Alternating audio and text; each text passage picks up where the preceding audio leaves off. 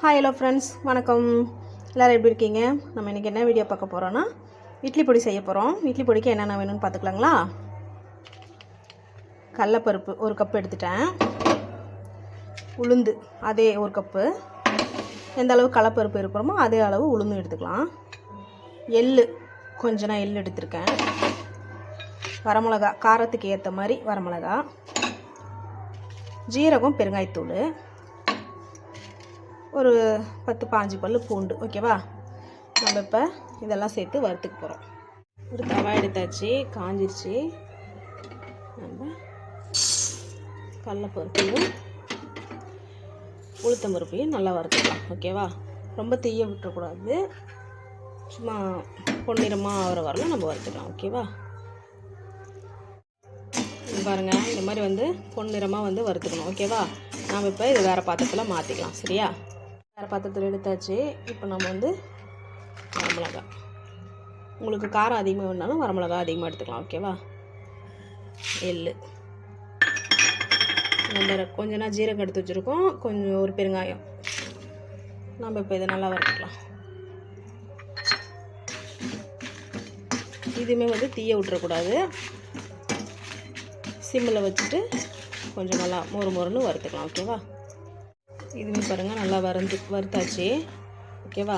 நம்ம இப்போ இதை பருப்பு வறுத்து வச்சுருக்கணும் இல்லை அதிலே எடுத்து சேர்த்துக்கலாம். ஓகேவா? அதை வறுத்தாச்சு. கொஞ்சோண்டு நம்ம நெய் சேர்த்துக்கலாம், பூண்டு மட்டும் வறுக்கிறதுக்கு.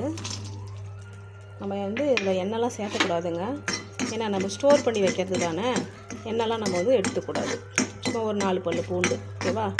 நல்லா வறுத்து நம்ம அதோட சேர்த்து நம்ம ஃபஸ்ட்டு அரைச்சிக்கலாம். ஓகேவா?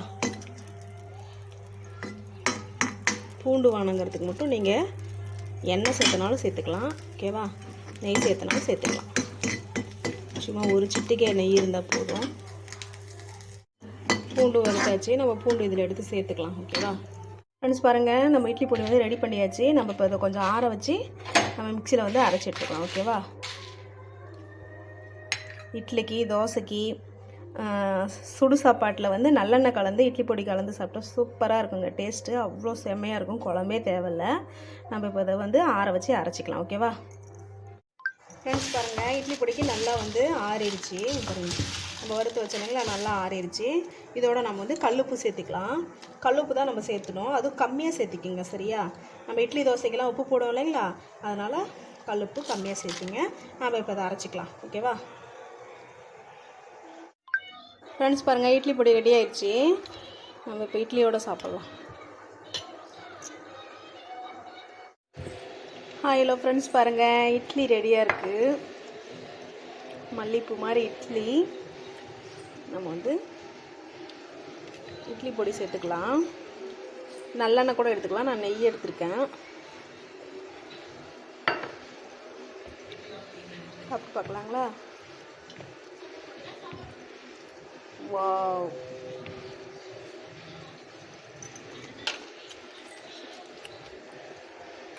ஃப்ரெண்ட்ஸ், சூப்பராக இருக்குது. இட்லி பொடி இப்படி தான் செய்யணும்.